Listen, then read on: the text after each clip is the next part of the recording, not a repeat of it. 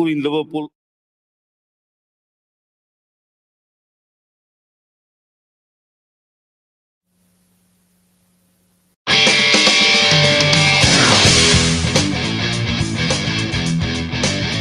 Broadcasting live, this is the Handicappers Report, brought to you by the Clubhouse Racebook, 711 Central Avenue, Albany, and CapitalOTBBet.com, the premier online wagering site in New York State. CapitalOTBBet.com. Sign up today.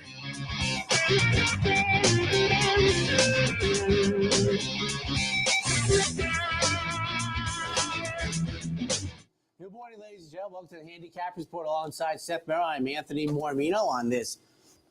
These last couple mornings have been great, turned into beautiful days, most of them. A little brisk this morning. A morning. little brisk. It's good for yard work for me in the morning. Then it warms up a little bit. And I like the warming up portion of the day better. Yeah. It's supposed to, what they're talking 80 this week. Big number I saw. So I'm like very excited. But I mean, it is almost May. I know that because Kentucky Derby post positions will be drawn in just a few hours on opening night at Churchill Downs. And one thing I've noticed, do the people that work for Churchill Downs, are they required to say what edition it is? They just can't simply say the Kentucky Derby. It's the only sporting event I know that they have to tell me what number it is almost all the time. I'm like, you're supposed to hear yourself like Kentucky Derby 150. I'm like, Super Bowl number 57. So Super Bowl does get that though. But a lot of people, in conversations, said they just say the Super Bowl.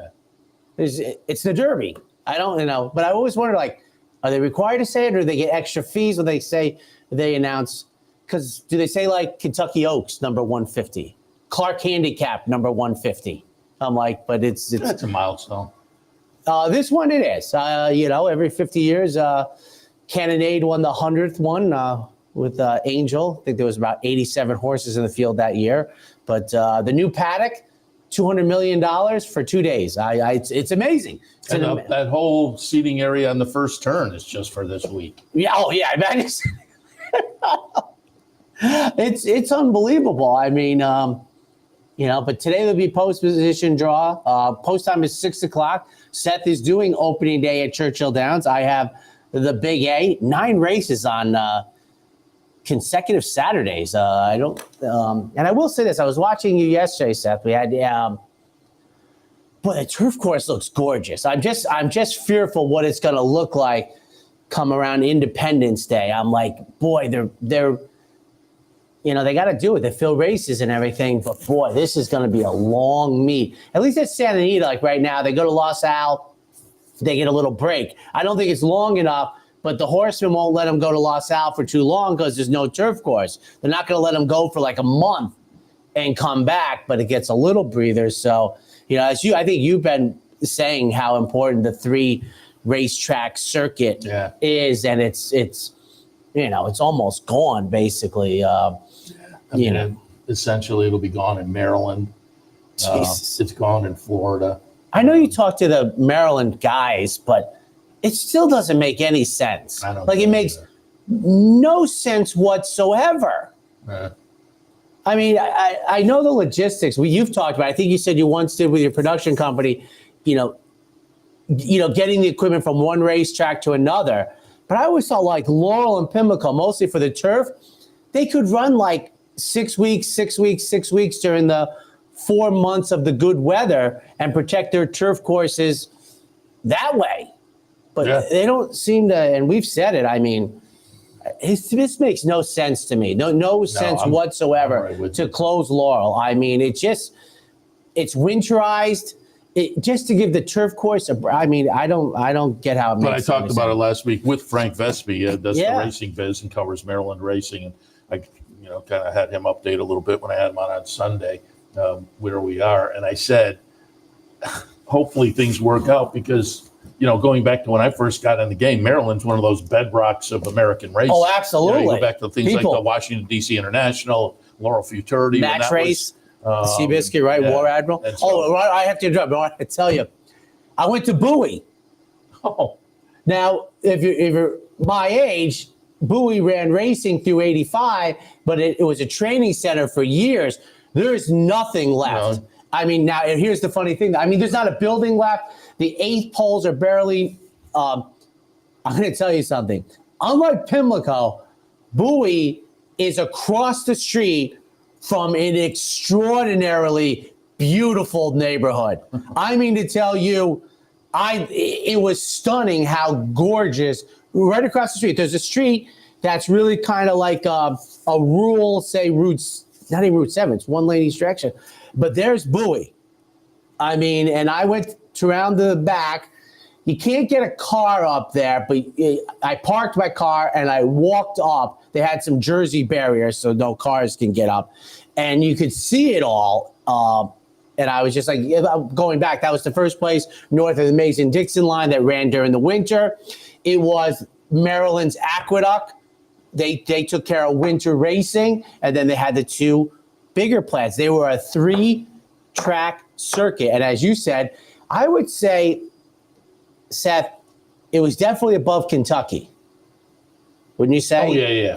I mean, people don't realize Churchill, it was the number 3 racing jurisdiction, I believe, year-round in the United States. Yeah. Bigger than Florida, bigger than Kentucky. Yeah, and if you read the stories, you read back about trains coming down from New York in the wintertime, because at that time, there was no winter racing in New York. No. So if you were a fan of racing, you hopped on a train and went down and caught a day at Bowie. I mean, but it was funny. I realized I was close to it when I was at Laurel, so I was like, yeah. But I was surprised that they must have actually gone in and knocked down the building. Oh, and also talking about knocking down the building, they finally started to knock down the building at Belmont. Yeah. Mark Henning and some others posted some pictures. I'd like to see it when they get to the end of knocking it down, because it'll be intriguing. But one of the things I thought about just for the past couple of days, looking at some of those, a discussion you and I have had and mentioned it recently on your trip around to some of the tracks. I wonder if in the plans there is a press box. I think in New York there does have to be with the Triple Crown, but it's just, I mean, I don't know whether. You know what you could probably get away with? Think about this. This is sad. Is just to build the auxiliary one wherever you want it to be for Belmont Stakes Day. That'll just be it. You don't really need a normal one anymore. You think, well, of course, Dave Brenning and his 3 friends just put them over in a box. Gulfstream doesn't have one. The guys hang out in the press office. It's not a press box; it's a press office, and you have no view of the track. You're looking up at a TV, so it's just I don't know. We should give the genesis to some of the people. I have mentioned to Seth, and he got me the answer. I always wondered, was there a press box at Finger Lakes? So Seth went one time and he found out that they had never, ever had one, which I thought was interesting. I sent a photo to Seth when I was at Charlestown, night racing and everything, and it was size-wise looked the same at Saratoga. Seth was like, yeah, the lights are on, but is anybody home? There's anybody in there? Like, who covers racing? And I think, we've talked about that a lot, where tree falls in the forest and nobody hears it. I mean, you're what do we do now where there's so few racing riders? But it will be interesting. You have to imagine. I think it's a good question. Like, why would they build one? Yeah, my first thought was what you said. Well, big tree. And then I thought, you don't have to. Just for one day. I've never been there for the Derby. I mean, I went to it once when I was a young man, but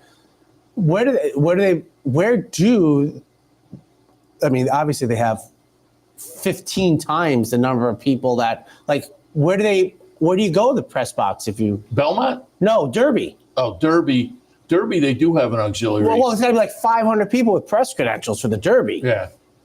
I mean, I don't know where that is, but it'll be interesting what they do at Belmont. I mean, we've gone down and covered the Belmont Stakes a couple of times, and on a day-to-day basis, their press box, Dave Grenig, and there's maybe a few other people in there on the weekends, maybe a little bit more. But Belmont Stakes, the press box is packed, and it's a large press box, and there's like an extra room that gets filled up as well, and so. For big day, Triple Crown races, and if there's a Triple Crown on the line, but in this day and age, I could see an auxiliary. It's just the way the game has changed so radically, and but big day today. Churchill they've come a long way in their year-round race, their year-round product.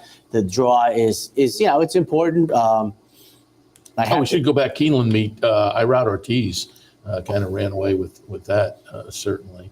And then was it Brad Cox on the? Probably. But now, were you in studio yesterday when we had the 2 late scratches in the finale at the Big A? I had wrapped up by then. Oh, right. One of those, like, you can almost foreshadow the first one happening, and then Chris comes on the mic about 3 minutes later. Right? Yeah, and there'll be another late scratch in the finale. Then the winner walked on the front end. But, looks terrific. We'll see. I like the long shot winner at Keeneland to wind up yesterday. I had it in the contest. Unfortunately, that was the only thing I had in the contest, and I was only like from the top finisher. I was only, I think, $20. If I had just anything during the rest of the year. But yesterday, 2 days back at Keeneland, I felt I had a pretty good day. Yesterday, I was kind of floundering until the last race. And as I say, I had it on that top pick in a contest. It was my second pick as I was handicapping, though, and my top 2 flip-flop for the great meet. For the exact, it was definitely a fun meet. Always is at Keeneland, and I didn't see the final figures. They may have put something out, but I know that the daily double with the reduced takeout.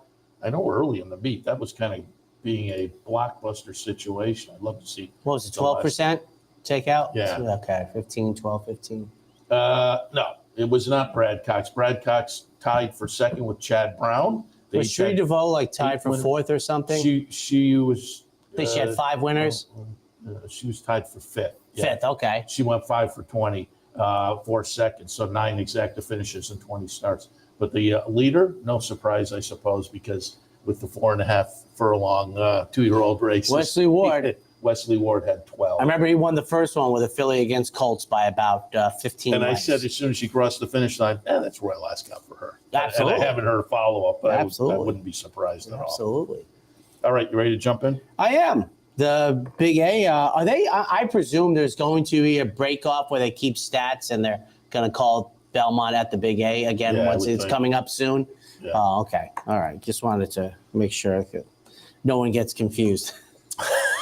Slightly. All right. I'm going to take a look at Churchill. Oh, and top of the hour, Racing Across America. David Aragona will join us, time form, DRF. I thought I'd reach out to him and get some maybe early Derby thoughts from David. And so we'll talk a little bit about some of the horses. Fierceness, a nice workout yesterday. Honor Marie got a little buzz earlier this week, so we'll talk a little bit about that. And then I pulled up some of the videos from yesterday that Jenny Reese did. She does videos on behalf of the Kentucky HBPA and sends them out to the media outlets. And so she talked to, after the Fierceness workout, talked to Todd Pletcher. She talked to Mike Rapoli and also caught up with Safi Joseph, who has. I can do the interview. Catalytic. We're doing great coming up to the race just the way we want. Both of them. I totally agree but both of them got up on other subjects as well, and they're both kind of interesting. I always thought that is the most useless thing in horse racing. Like, I told you my story, right? I'm more if somebody says, I don't know. Well, like Safi talking about catalytic, but he's kind of like, we got the points, we're taking our shot. Yes. And so the ones who are like, I don't know how my horse is going. I'm more into those kind of, but yeah, most of the interviews are like, we're coming in good. It's just like, what do you think? And I tell people, I go, they have no vested interest in telling me the truth. So why would I spend any time with them? But also want to alert you that, Woodbine opens today as well. Yes. So keep that in mind for this afternoon. And there's a $100 knockout challenge today here at the Clubhouse Racebook. So if you'd like to come down, have a little extra fun, we invite you to David Aragona had a great tweet. I know you have it, that he doesn't think based on mathematics that Fierceness will be less than 2-1. He was he did a long kind of like. I thought he was even saying 5-2 might be pushing it a little bit. And A, he's the guy who makes morning lines and understands that math. And B, with the 20 horse field, and he didn't talk about it because he's maybe young, but he basically said this lumping of horses at 30-1. but he didn't talk about the way I've talked about it. Look at old charts when there's 18, 19 horses and there's 4 horses above 75 to 1. Where did they go? He said there are horses that still should be those prices. They just aren't anymore. Mind that bird. Yeah. Brian Adams says, you the first one that said it. He goes, when they put up the mutual, you got robbed. Speaking of which, again, the interviews all had some nice, but the Sappy Joseph interview, and Jenny Reese is with a gaggle of reporters, so people are kind of asking questions. And one of the reporters says something to the effect of to Sappy about catalytic. So could you be this year's Mage? And he's like, he laughs like, I don't think we're this year's Mage. I think we're more like this year's Mind That Bird or Rich Strike.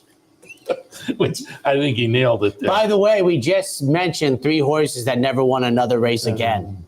The group is huge compared to our youth. You just said 3 Derby winners, over. It's hard to imagine. It is hard to imagine. All right, let's take a look. The opener on Saturday at Aqueduct, state-bred maiden claimers. They will travel 7 furlongs. And I think we're going to get to... we might be through the Triple Crown, and we're going to get to Memorial Day. So I guess that's too much. 426, ladies and gentlemen, kicking it off the 9-race card at 120. We start Montauk Mystique, way out on the island, 0 for 11 to start, but we've hit the board in nearly half of the efforts. I looked at this race, and my thought would be, who is going to be the leader? Like, who's going to cut out the fractions? It's got to be Practical Miss at even money, right? Well, going 7/8, I'm hoping to run this horse down. I want Montauk Mystique to be at the head of the second flight, and that Practical Miss make the first start since Groundhog Day. Trust me, she has a lot in her favor. I have her for second. She's going to be, I think, I don't know. It's maiden claimers, but even money, I don't know, Seth. I think they're going to go, I think she's going to be like 4 to 5, maybe even 3 to 5. Montauk Mystique, I think. Not a lot of confidence here in my 4-2-6. Practical Miss, 3 seconds, just beaten in 2 photos recently. And then Teresa for Oscar Brown, the third, who won the other day for third, but 4-2-6 in the opener at 120. And you just know through the years that this is about TV. Who starts at 120? I mean, why is it 1 o'clock? I mean, there must be another racetrack gets the first race. I think that 105. The early start they had a couple of weeks ago, which didn't seem to make any sense, was for Isn't TV. it usually 105 at the spa? They come right on, right? And they get there's 5 minutes. Yeah, I think that's right. Second race today at Aqueduct, conditional claimers, going 3/4 of a mile. 235, ladies and gentlemen. You better be joking. This race seems to go through the 2 and the 3. And I mean, for me, all it really came down to at this level, I think it's realistic. I just played the trainer game here. Linda Rice, who's been a consistent winner over the last 14, 15 months. And then Wayne Potts, who has come back to the racing and is, finding his sea legs. And for third, Dolly's Bank. I think this horse has been handled very wisely, and I think this is a good drop down in the 2L, but I was like, I just couldn't pull the trigger on Dolly's Bank. I might live to regret it for third, but 2, 3, 5, the race seems to go through. I always wonder, is this the type of race, Seth, with the horizontals that they literally spend 2 minutes, they take the 2, 3, and they move on?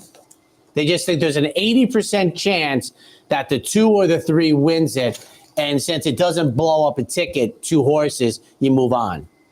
Yeah, I would think that's the majority of the tickets. Probably. Yeah, I would. I mean, I think, right, because the majority of the people that play seriously would not handicap between the 2 and the 3. They would just take them both. Okay, I think that's how it would be. Right? Third race, starter allowance. And as I was handicapping this and looked down, I was kind of surprised that the vast majority of the field, 127 pounds in this starter allowance for most of the field in here. They're going 1 1/8 miles.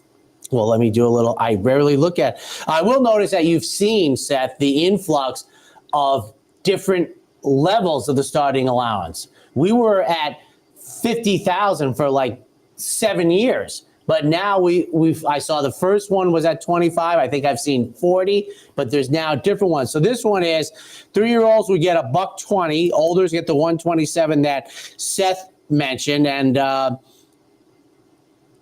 I guess they haven't won a race since October 1st. That would get the allowance. So the 127s, as Seth said, boy, you don't see that too often No, at I any was level. surprised when I saw Everybody gets it, but All the Rage. Now, All the Rage had two benefits. All the Rage was the 3-year-old would have got 120, gets the apprentice, gets 115. So it's, the 3-year-old against the rest. I don't have that 3-year-old in the mix. You see mine are 625 Seeking Unity. I love the most recent effort for Rudy's Runner. I get the outside with Mirage. I think I'm going to sit a very, very good trip. I don't think I'll have much trouble. Remember, it's a 1.8 on Aqueduct, so you're starting just like Saratoga, right on the turn, but I think Seeking Unity should be able to save ground going into the first turn, and I think is, what am I, third? I'm fourth. Geez, I'm nearly the second longest shot on the board, all bunched up. For second, Night Effect, strong effort, does have, the advantage I would like in this race. I think this horse is going to draw us a great post position. It's going to be right out there. We'll see how Kendrick does. And for third, Reserve Currency, first off the claim from Chad Brown to Ray Handel, 625. And with the weights, this race will be a little bit interesting to watch because the lone 3-year-old in the field is All the Rage, but it's a Linda Rice trainee. So that's going to be interesting. But if you read the conditions, you mentioned the weights, older 127, 3-year-olds 120. The last line in the condition, if no 3-year-olds are entered, the starting weight is 122. So it's April. They're giving a real kind of bonus to a 3-year-old. But not only that, the 3-year-old gets an apprentice jockey. So the 3-year-old's in there with 115 framed. But I didn't use the 3-year-old. No, but I think it's intriguing with the 12-pound weight break. It'll be interesting to. Now, what I have it at home, and I probably mention weight once every 2 months. I'm wondering what on the scale in April an older horse would give a 3-year-old going 9 furlongs. I think it's probably 7 pounds. That sounds. It might not be 127, 120, but a 3-year-old is probably in receipt of 7 pounds on scale. And like you, I rarely, the 127 jumped out at me. These days, I rarely consider the weight. And back in the day, it used to be a thing. I think most handicappers like that of my generation used to be kind of a thing. Weight was the thing. Yeah. Sure. Yeah. The handicap racing was a big thing, I would say, probably end of the 80s. And you was about factored the it end of it. into the handicapping. Yes. Listen, trainers did. That's why they'd give the apprentice. They thought 5 pounds was more important than a Hall of Fame trainer.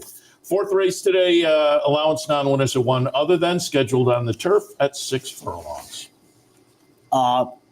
This is one of my favorite races of the card. 654 for me. And boy, I'll tell you, you have to parse through Catskill humor. But boy, if you go back to the autumn, this was a big effort breaking the maiden. Now, the races subsequent to that, well, I love the denotation the form uses, but the next 3 were off the turf. They're tosses for me. And the race down at the fairgrounds, well, I don't know what to make of that, but this horse has run well on this turf course before. I get the outstanding jockey Flavian Prat for Ray Handel. I'm all in at 6-1. Risk-free right next door, 8-1 for Javier Castellano. One thing I want to point out, last week I was going for the old natural pick 3. I got nipped by the 25-1 shot. This is where, when watching races, Castellano loses, so he doesn't get his ride. He ran second. He got beat on the wire. Was Hall of Fame-esque. I had my wife watch the race with me because I go, we might give the pick 3, and he was brilliant and just got beat. So, like, sometimes I talk about trainers that they might be 1 for 13 or 1 for 14, 1 for 22, but their horses are running better than odds. And Castellano was just brilliant, but doesn't get credit for the W, so he's at 12%. And then for third, Master of the Tunes making the seasonal debut, 6-5-4, and I think a very intriguing race. You mentioned Flavien Prat, and I'll also note on the one Irad Ortiz with the closing at Keeneland. Irad back in New York. Brother Jose mentioned earlier this year, going to stick around in Kentucky in the Saratoga off season. He'll be back in New York for Saratoga, Florida in the winter, but the rest of the year, Jose will be in Kentucky. Fifth race at Aqueduct, another starter allowance, $16,000 level, 6 furlongs the distance. 174. Part of the entry scheduled to break for the number 3 post position is Got Thunder for David Jacobson. Gets my top pick, draws very well in here. The offspring of Arrogate, just beaten in the last at Penn National. Mr. JT. Rob Atras, who's got it going very well this year. First off, the $30,000 claim. Third start of the year that I like. And for third, the horse that made it all happen 2 races back, Colonel Vargo, then was in the barn of David Jacobson, now in the barn of John Toscano, 174. And what I'm referring to is that's the horse that guaranteed the 2-year positive ROI when he got under the line at 720. I think 720. All right, we'll take a break. When we come back, we'll continue Aqueduct and a little bit later on, opening night at Churchill Downs. Stay tuned. Sometimes it pays to go with the flow, to check your worries at the door, to reconnect with your crew, to follow the thrills and the flavor, to roll with it and see where it takes you, to enjoy every minute to its fullest, and to dance like there's no tomorrow. You can do that here at Rivers Casino and Resort Schenectady, where the good times flow. Birdstone is an outside threat. They're coming down to the finish. Can Smarty Jones hold on? Here comes Birdstone. Birdstone surges past. Birdstone wins the Belmont Stakes. But here comes High Chaparral. High Chaparral, the defending champ, to take it to Fall Brown. These two arch rivals head to head with Joe Hart bearing down on them. It's going to be a 3-horse photo finish to the turn. Here's the wire. Photo finish.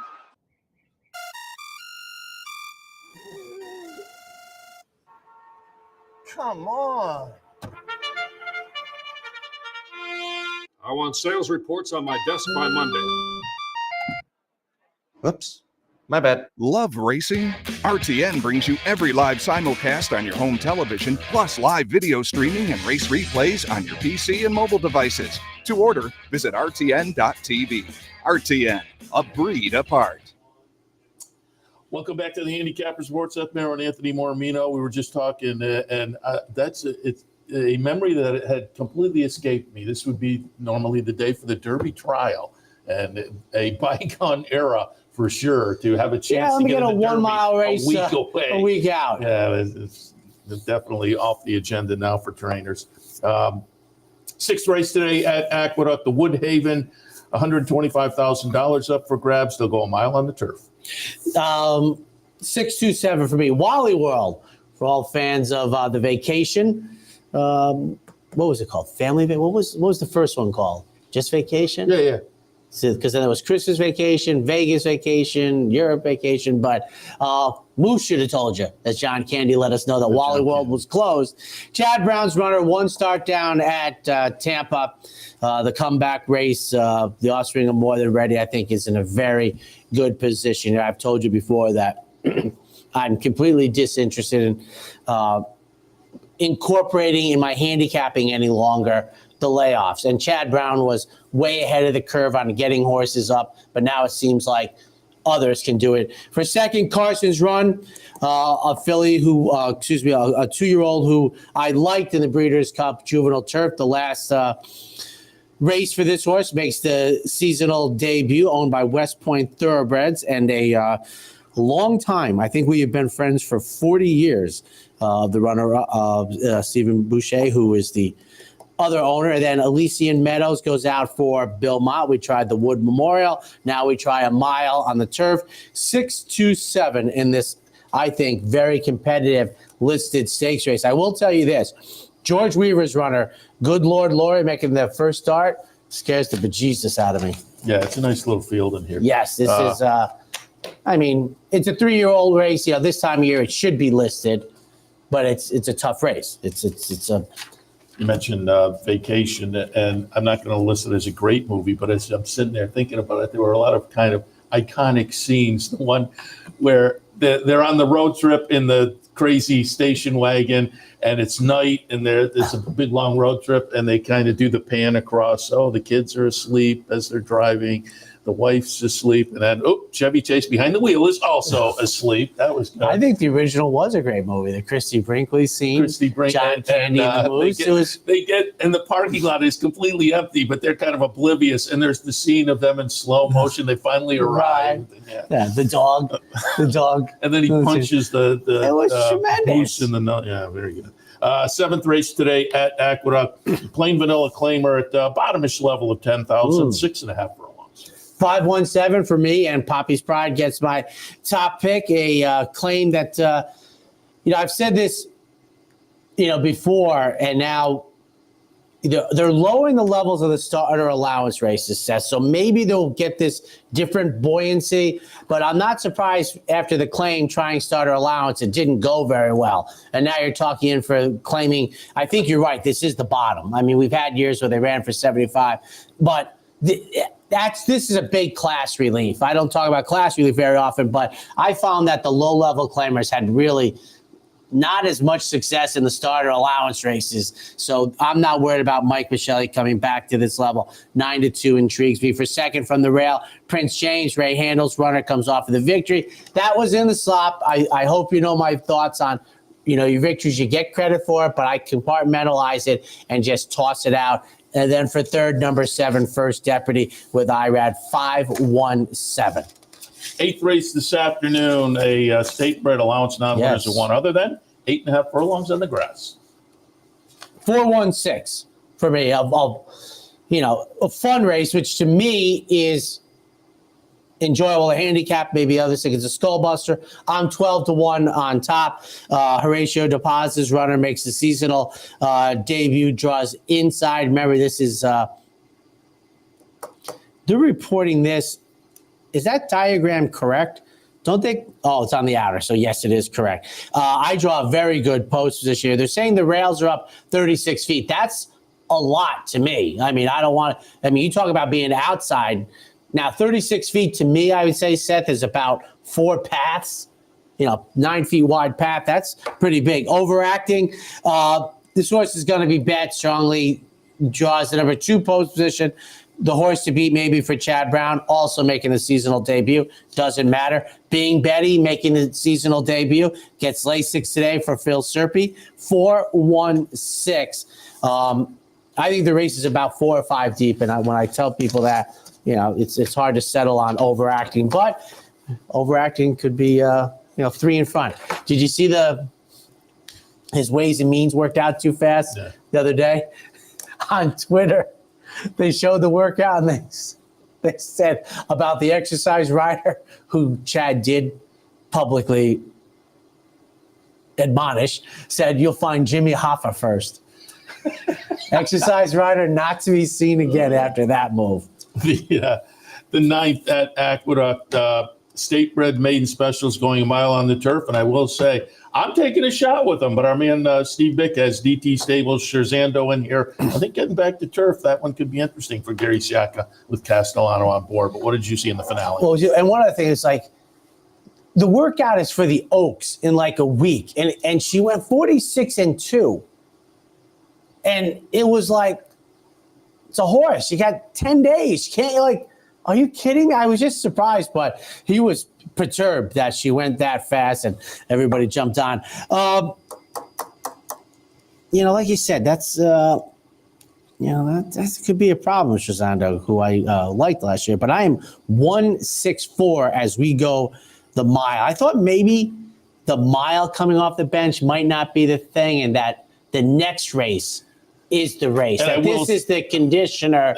I was standing with Mr. Bick that Saratoga race, and he wanted that victory. And then the follow-up at Belmont, he also just missed. But yeah, they were sprints, so the mile might be a little too far. But or you think that not too far. But if their agenda is foundation, you're like, this is what you want. Because if you get the sprint, you might overextend yourself, and then it's no good. And I do tell people, it is I can tell you, people's eyes light up when you say to them, they might not be trying to win. It's just a concept that they, whoever thinks of that in sports, you have your favorite baseball team. Well, they're not trying to win today. But that was my thought, that maybe this, because it doesn't seem to fit.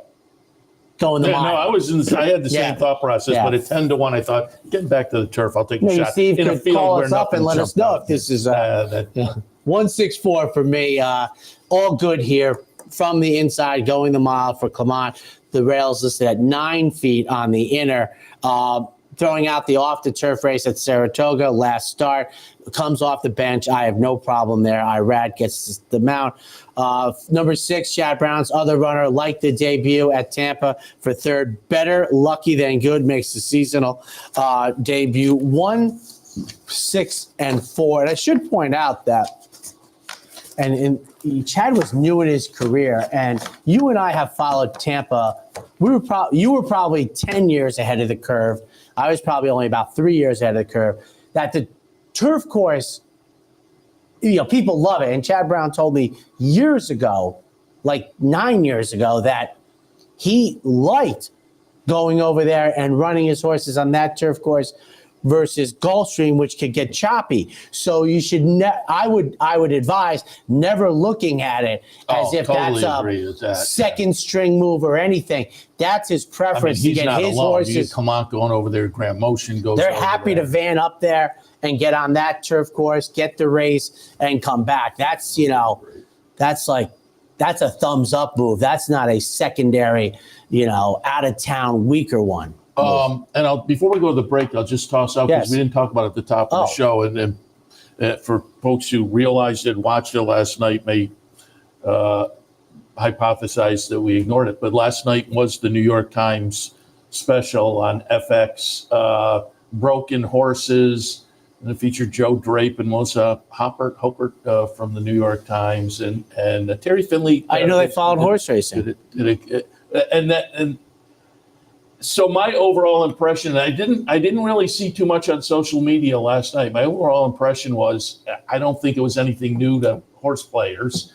And I don't know whether it was going to register with non-horse. I think it was something that they might have turned off after the first 5 minutes.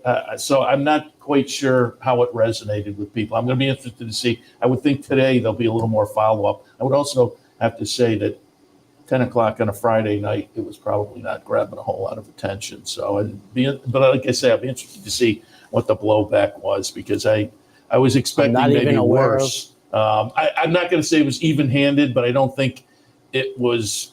I think both sides kind of got presented, and so I don't know. I'd be interested to see what, as I say, what the blowback was. I didn't even know it was a thing. I was watching winter sports hockey season. May's my favorite. This is my favorite window of the year for sports, but I apparently like winter sports more than most people. The playoffs for hockey and basketball are every night. There's 4 games. It's like heaven. My wife's like, "Can we go out to dinner?" I said, "Let me check the schedule. Rangers play at 7. Can we get a 5 o'clock?" He's like, "Are you kidding me?" All right, we'll take a break. When we come back, again, it's opening night at Churchill Downs. We're kicking off Derby Week. All that right after this. Stay tuned. We are. So what time do they go? Haven't signed up for a Capital OTB account yet? Now's the time to take advantage of the sign-up bonus. Open up a new account with $200 or more, bet $400 by the end of the month, and receive a bonus $200 into your account. Plus, you can take advantage of everything an OTB account has to offer: wagering from any device, live streaming, racing info, past performances, online promotions, and more. Sign up today and take advantage of the new account bonus. Details at capitalotb.com. What if there was a way to become a better horse player, to have a better knowledge of the game, to be more successful? What if there were a way to take what you've learned, what you know, and make better decisions, better choices? In horse racing, knowledge is a powerful tool. Race results and replays, past performances and live streaming, wagering from all your digital devices.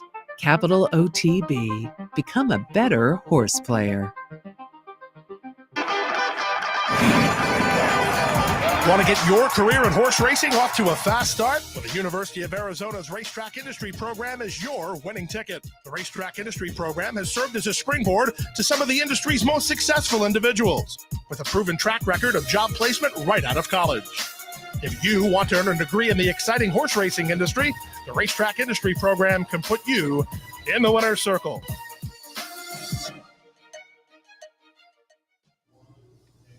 And welcome, ladies and gentlemen. 6 o'clock tonight, just hours away. Churchill Downs commences their spring summer. What did I see? June 28th? There was a couple years there where they took over the July 4th, but I think it's June 28th. Churchill Downs. Then on to the P patch. Yes. And I think Tony's announcing that too, right? I think that's was correct. part of the deal. That's Tony his Taylor. announcing duty is Ellis Park for the summertime, and now he's the backup, and he's doing some handicapping. TV he's work. part of the team at Churchill as well. So they kick off Derby week with a 7 furlongs. Didn't they get the memo? You're always supposed to start the meet in front of the crowd.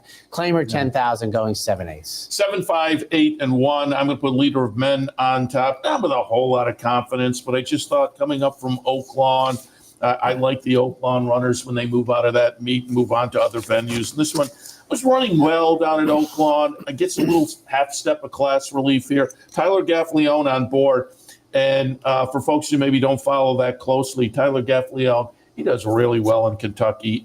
He was the leader at Churchill Downs in the late fall meet last year. So going back to the last Churchill meet, the early fall meet last year, the spring of 2023, he was number 2 behind Luis Saez. Going back to 2022, late fall, again, Saez was the leader. Early fall, Gaffleone was the leader. So he is won 3 of the last 4 of the last 5? No, 3 of the last 5. So you're saying he's good. And he's been second, yeah. And so down there at Churchill Downs, very, very potent. So he's on board. That attracted my attention as well. Spycraft in the second spot. Tossed in a third place finish last time, but a well-beaten third over at Keeneland. That was the first time on dirt in a while. The previous dirt start was Churchill last November, and it was not a good-looking effort. So I'm a little bit concerned with this one, but I thought class-wise, stood a good chance of classing out with this particular bunch, and that may overcome the surface concerns. Short list in the third spot, also kind of clunked last time at Keeneland, but another one that I think class-wise probably matches up okay with a little bit of a drop here today. So in the opener at Churchill, 7, 5, 8, and 1. And not that I'm interested in the house's take on it. Has the turf course been given 2 thumbs up? I don't know. I haven't read anything. That seems odd that somebody put on Twitter, a younger fan must be and everything, right? And I had to basically tell him that turf racing at Churchill Downs started with Manila in 1987. They were just shocked to learn that I said, no, there was no turf racing before then. Claimers 10,000, 2L, going the 1-turn mile. 3, 6, 7, and 8. I'm going to put beer. Which I have to say might be the worst look in horse racing. They do that dopey camera on the other side because they built cinder blocks and you can't see. It's like, are you kidding me? Yeah. You just built a $200 million paddock. You can't give me a better view? I will agree with that. Apparently they're not that concerned with cameras. Beer with Ice on top comes in off 3 starts at the fairgrounds, only 3 starts of the career. So lately raced, and the last was clearly a much improved effort. So, I say all the time, don't make decisions based on one race, good or bad. So I am not saying with any certainty, but I am kind of hoping that last was the signal that this horse has kind of figured it out. If so, off of that last race, I think deserves to be seriously considered, and I'll hope that 4-1 holds up. Barnaby in the second spot, Tommy Amos, Tyler Gaffleone on board, also coming up from the fairgrounds. Big class relief for this one, and it's enough class relief that I was just a little bit concerned. Hasn't been seen in over 2 months. Raced at a 50 level 2 months ago. Now comes back for 10. But more importantly, 2 starts back was in a maiden special and just missed there. So drop it to this 10 level. I couldn't ignore. Again, it's one of these that could win by a city block or lose by a city block. But I'm skeptical. Couldn't ignore that one, though. And in the third spot, Haskell has had 16 tries and, the one win showing on the resume.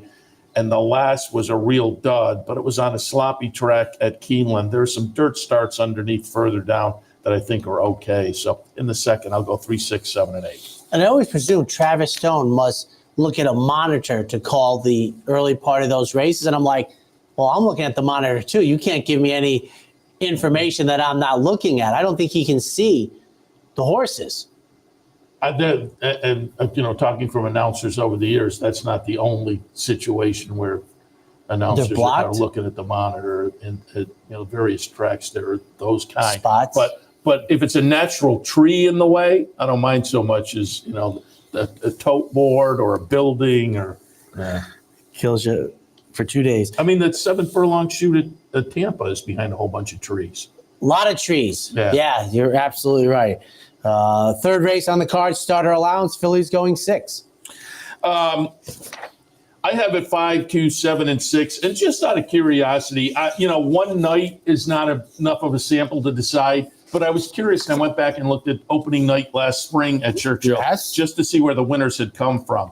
And I did it because Evie's Encore is coming in from Oaklawn. And as I say, I like when the Oaklawn runners come in. There were 4 runners opening night last spring coming in from Oaklawn. One of those won.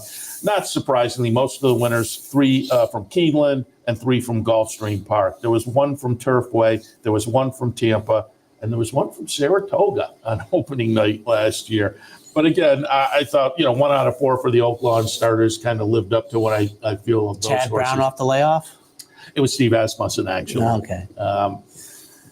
Third start back for Evie's Encore and comes in with a bullet workout not too long ago, a couple of weeks at Oaklawn. So again, the Chris Hartman runner coming in from Oaklawn in good form. Nice little workout. I'll put that one on top. Second spot, Little Blaze, Joel Rosario on board. This one coming off of a win against conditional claimers down at the fairgrounds. So class-wise, this horse getting into a saltier spot. But again, comes in good form. Rosario on board. There were things to like. And then in the third spot, Pioneer Parade, another Oaklawn runner.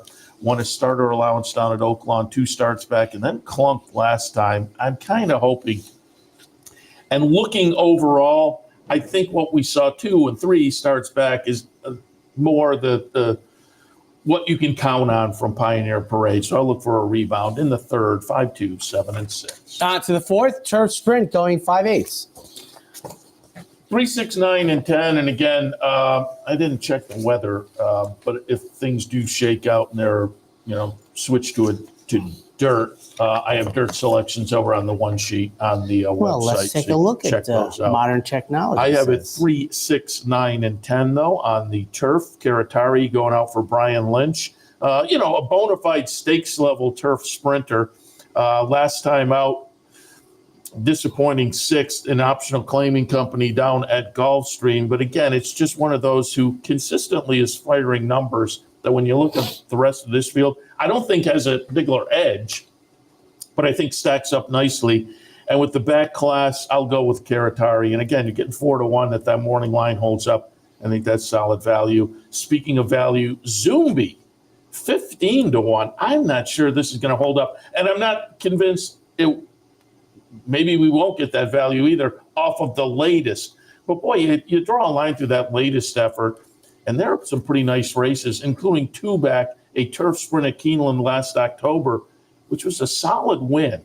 It also featured this jockey, which is the lone time this jockey has been on this horse on the page. So the last time these 2 were teamed up, 44-1 victory on the front end turf sprinting at Keeneland. Comes in with a bullet workout. I think Zumbi is very intriguing. Outador, the favorite from Wesley Ward. Hey, this horse had a voided claim last September at Kentucky Downs. Subsequently, a couple of starts at Turfway. They were okay, and they were solid numbers, and so may wind up, being the legitimate favorite in here. But I thought, given that voided claim, the 2 starts at Turfway kind of mitigate that, certainly. But dropping in for the tag today, I was also a little bit suspicious. So in the 4th at Churchill, 3, 6, 9, and 10. On to the 5th, Claimers 40,000, racing 6.5. 1, 5, 2, and 6. I'll put Spanish Wells on top. Second-time starter for Wesley Ward off a good-looking debut, albeit at Mahoning Valley. But I think Wesley Ward is one of those that will kind of look around and spot and is clever with it. Does come back for a tag today, however. So, again, I could find reason to be skeptical here as well. But I'll use that one off of the debut effort. Crafted going out for Steve Asmussen. Debut effort was very good down at the fairgrounds in December. The subsequent 2 starts, not as much. So another one that I can kind of move in either direction, but I'm going to think today in this bunch, probably we have a chance to get back to that debut effort. And Bledsoe in the 3rd spot, going out also for Wesley Ward. Tried a couple of stakes races on the turf earlier in the career. Last time came back on the dirt at Keeneland and clunked. 10-pound apprentice on board. But there again, it's a little bit of back class that's intriguing. I'll put Bledsoe in the mix in the 5th at Churchill, 1, 5, 2, and 6. We'll take a quick break. When we come back, second half of opening night's action from Churchill Downs. What if there was a way to become a better horse player, to have a better knowledge of the game, to be more successful? What if there were a way to take what you've learned, what you know, and make better decisions, better choices? In horse racing, knowledge is a powerful tool. Race results and replays, past performances and live streaming, wagering from all your digital devices. Capital OTB. Become a better horse player. Sometimes it pays to go with the flow, to check your worries at the door, to reconnect with your crew, to follow the thrills and the flavor, to roll with it and see where it takes you, to enjoy every minute to its fullest, and to dance like there's no tomorrow. You can do that here at Rivers Casino and Resort Schenectady, where the good times flow. No matter where in the world you are, the excitement of wagering on horse racing is just a click away. You'll get live streaming, past performances, race replays, our virtual tote board, analysis and selections from professional handicappers, a simple, safe, and secure wagering platform, and best of all, you get track prices. CapitalOTBBet.com. Bet any place, anytime at CapitalOTBBet.com. And be sure to download our new mobile app from the iTunes Store or Google Play. Welcome back. Race number 7 at Churchill Downs. Entry-level allowance, a mile 16th on the turf for the fillies. 7, 3, 8, and 1. Cash me up on top. Linda Rice, trainer for Linda Rice owner, claimed this one 2 back. Came back from the claim and ran a close-up 3rd at Turfway. This is one of those Linda Rice Kentucky claims that she's keeping in Kentucky. So I think this horse is intriguing in amongst this bunch. Second off the claim. Second spot, American Raider. Comes in off a nice second against maybe a little bit lesser at Turfway last time. But I think if you look down the page, the numbers this horse typically throws are going to match up very well with this group this afternoon. And then Moon over Montgomery in the 3rd spot. It'll touch a class relief for the Keith Sormo runner. And I think that class relief may be enough to, again, in this particular bunch, move the horse forward a little bit and maybe at a little bit of a price. 7, 3, 8, and 1. On to the 8th, mile and a quarter. Fillies and Mares, maiden special weights on dirt. How often you see that? Wait a minute. We're up to 7. Oh, I'm sorry. Did I already fast forward? Yeah. I knew. Oh, because I had so many pages on the 7th race. What's a field of 22 or something? We're going to go mile and 6 entry-level allowance. Yeah, you got it. Okay. 4, 2, 4, 3, 2, and 13. 13's on the AE list, and it's 3 deep. So if that one doesn't get in, take a look at the 8. But Holagata on top off a couple of starts down at Gulfstream. Tyler Gaffleone on board for Chad Brown. Now, this horse comes from out of the clouds and did so in the 2 starts at Gulfstream to just miss in the last two. So again, you're always up against it a little bit with that kind of running style, but Gaffleone on board, and again, Chad Brown, I'll land there. La Pachanga in the second spot. 5 starts so far for the Shug McGahee trainee. They were all last year. Hasn't been seen since May, but again, debuts now as a 4-year-old. And, you know, with this seasonal debut, I think could move forward. And off of what the horse fired last year, I think a move forward puts this horse right in the mix. Tatuba in the third spot. Michael Maker trainee, Luis Saez on board off a good start last time at Keeneland, and off of that race. And with some early speed is going to be interesting, I would think, in here. In the 7th, 4, 3, 2, and 13. Again, 13 doesn't get in. Look at the 8. Boy, they stopped running the Breeders' Cup Distaff at 1.25 miles in 87. But now we're going to have fillies try it. And I have a 10, 1, 7, 10. And 5. Ooh. Ava's Look. It's a Riley Mott trainee. Coming in from Oaklawn, coming in off 2 improving efforts down at Oaklawn. Again, I like the Oaklawn shippers this time of year. And this one on the 2 starts that seem to be moving in the right direction might have this one primed. Second spot, Just Basking, Ian Wilkes trainee that has a couple of nice starts as well, a couple of nice improving starts. Question for just about all of these is going to be the distance.